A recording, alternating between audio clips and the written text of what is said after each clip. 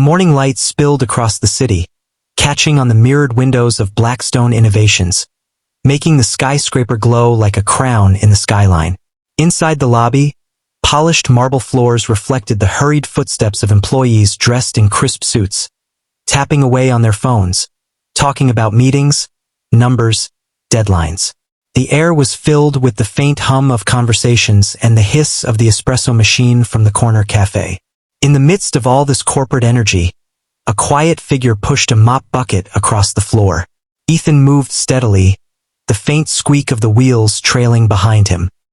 His uniform was neatly pressed, though a little worn at the seams. His dark hair was beginning to show streaks of silver, and his eyes, warm, sharp, but tired, scanned the floor with the focus of someone who took pride in every detail, no matter how small. Most people passed him without a glance, the way they would a piece of furniture they'd seen 1,000 times. But Ethan noticed everything: the stressed faces of junior analysts, the nervous interns fumbling with their ID cards, the flicker of irritation in an executive's voice as she barked into her phone. Near the elevator bank, two executives stood in low, urgent conversation. Their voices were hushed, but just enough escaped into the air for Ethan to catch words like system failure, millions per hour, and deal collapse. He paused mid-mop, brow furrowing. The jargon wasn't foreign to him. In fact, it was painfully familiar. As they stepped into the elevator, Ethan's mind was already racing, a part of him whispering the truth he'd buried for years. He knew exactly what was wrong, and exactly how to fix it. But for now, he dipped the mop back into the bucket, water swirling, like the thoughts in his head, threatening to spill over. High above the city, the 50th floor boardroom buzzed with restless energy. The glass walls offered a sweeping view of the skyline, but no one was looking out. All eyes were fixed on the massive digital display at the front of the room. Lines of code and charts flashed red, error messages stacking like bricks in a wall that no one could break through. Victoria Hale, the CEO of Blackstone Innovations, stood at the head of the long polished table. Her immaculate navy suit and calm posture contrasted with the storm brewing in her voice. "If we don't fix this by noon," she said, each word cutting through the tension, "we lose the $100 million contract, and possibly our biggest client."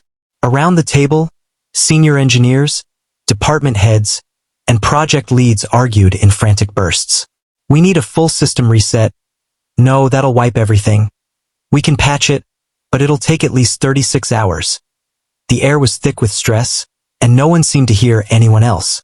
Down the hallway, Ethan was wheeling a cart stacked with fresh cleaning supplies.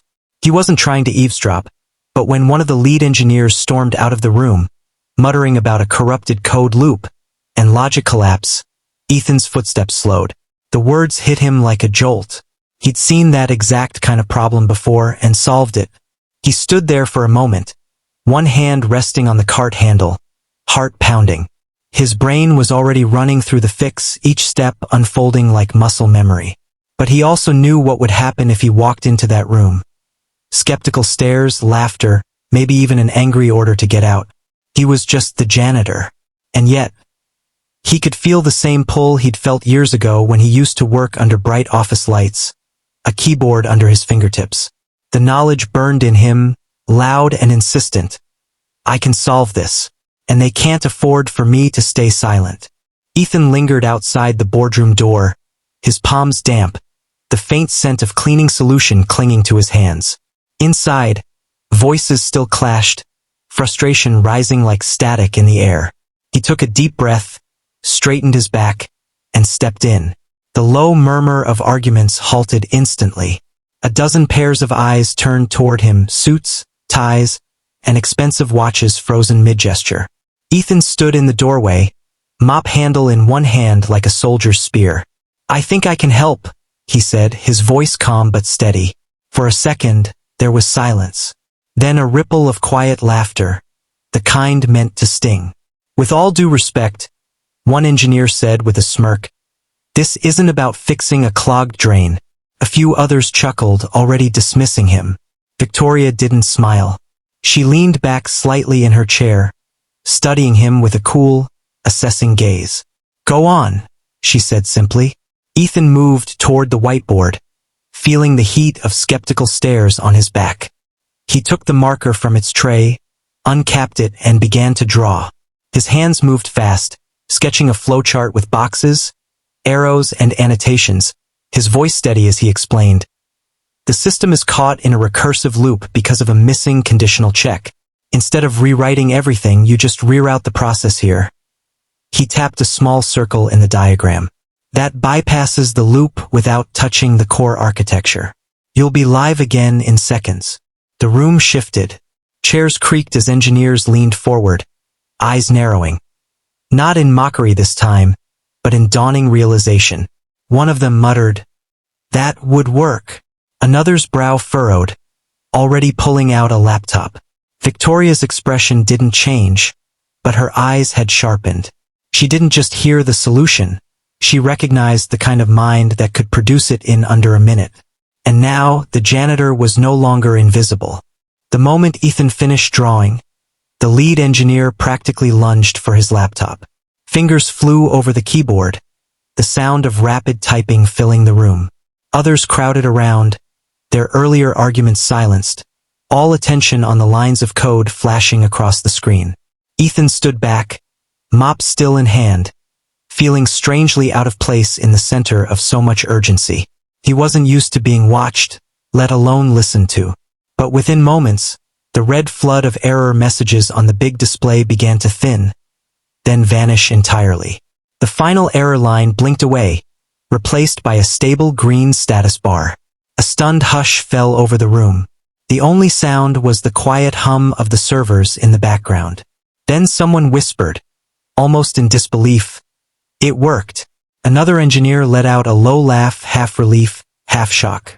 Victoria's gaze shifted to Ethan, her voice measured but with an undertone of curiosity. "How did you know that?" Ethan hesitated, scratching at the back of his neck. "I used to be a software architect," he said quietly, "specialized in troubleshooting systems like yours. But after my wife passed, I needed something flexible. Raising my daughter comes first." The words hung in the air. For a long moment no one spoke. The earlier smirks had vanished, replaced by something entirely different, respect. One of the engineers, the same one who had laughed earlier, gave a small nod. "That was brilliant," he admitted. Ethan offered a faint smile, but inside, a mix of emotions churned. Pride, relief, and something else he hadn't felt in years. The reminder of what it was like to be seen for his mind, not just the uniform he wore. By the time Ethan left the boardroom, the story was already spreading like wildfire through the halls of Blackstone Innovations. Whispers followed him down the corridor. "That's the guy who saved the deal. He fixed it in seconds. He's just the janitor?" Employees who had passed him 1,000 times without a glance now turned to watch him go, curiosity and admiration replacing indifference. In the cafeteria, a young intern he barely knew stopped him to say, "Thank you. My team would have been in serious trouble without you." A few others offered handshakes, awkward smiles, even pats on the shoulder. Ethan wasn't used to this kind of attention, felt strange but not unwelcome. That evening, as most employees headed home, Ethan was summoned to the top floor. He pushed open the heavy glass doors to Victoria Hale's office. Floor-to-ceiling windows framed a city glittering in the dusk, the sky streaked with fading gold. Victoria was at her desk, reviewing a document, but when she looked up, her expression softened, just a little. "Sit," she said, gesturing to the chair opposite her.